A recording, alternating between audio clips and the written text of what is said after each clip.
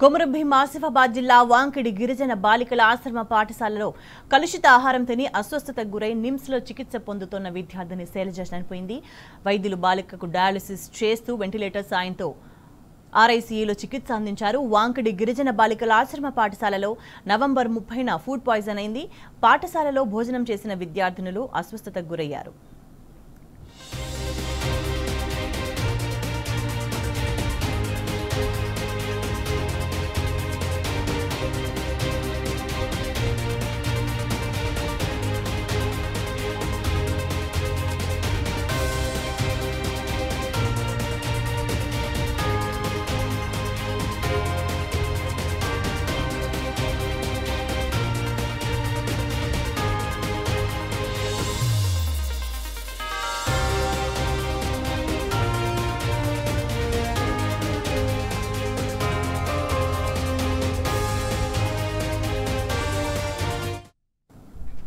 విద్యార్థిని శైలజ మృతికి సంబంధించి మనకు మరింత సమాచారాన్ని మా ప్రతినిధి ఉమేష్ అందిస్తారు.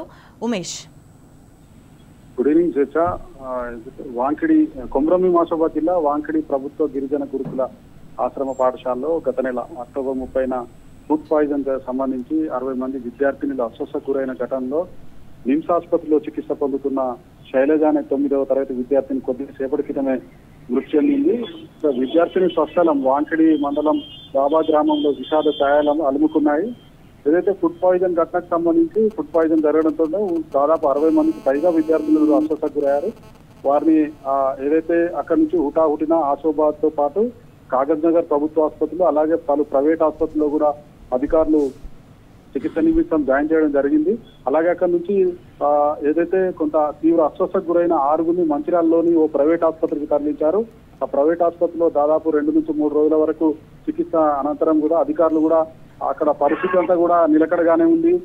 విద్యార్థినులకు ఎట్లాంటి ప్రమాదం లేదని అధికారులు అక్కడే దాదాపు మంచిర్యాలలోని ప్రైవేట్ ఆసుపత్రిలోనే దాదాపు 3 నుంచి 4 రోజులకు పైగా చికిత్స అందించారు.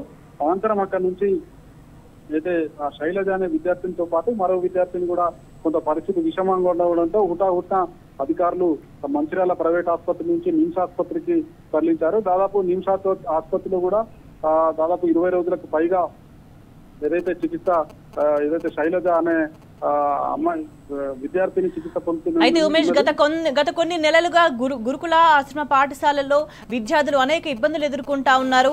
దానికి కంటిన్యూషన్ లో కూడా వాంకిడి ఆశ్రమ పాఠశాల కూడా కలుషిత ఆహారం తిని పిల్లలు అనారోగ్యం బారిన పడ్డారు. దీనికి సంబంధించి అక్కడ ప్రజలు ఏమంటున్నారు? ప్రధానంగా స్వేచ్ఛ ఏదైతే కొమరంభీం ఆసిఫాబాద్ జిల్లా సంబంధించి వాంకిడి ఫుడ్ పాయిజన్ ఘటనలో దాదాపు 60 మందికి పైగా విద్యార్థులు అస్వస్థకు గురయ్యారు. అది జరిగిన తర్వాత ఏదైతే వారం రోజులు కూడా తిరగకముందే మంచిర్యాల జిల్లాలోని ప్రభుత్వ గిరిజన బాలికల ఆశ్రమ పాఠశాలలో కూడా ఏదైతే ఫుడ్ పాయిజన్ సంబంధించి ఫుడ్ పాయిజన్ జరిగి దాదాపు 12 మంది విద్యార్థులు మంచిర్యాల జిల్లాలో అస్వస్థకు గురయ్యారు. వారిని హుటాహుటిన మంచిర్యాల జిల్లా కేంద్రంలోని ప్రభుత్వ ఆసుపత్రికి తరలించి చికిత్స అనంతరం ఏదైతే పంపించడం జరిగింది. మళ్ళీ తెల్లారనే మర్నాడే దాదాపు 2 విద్యార్థినులు మళ్ళీ అస్వస్థకు గురయ్యారు.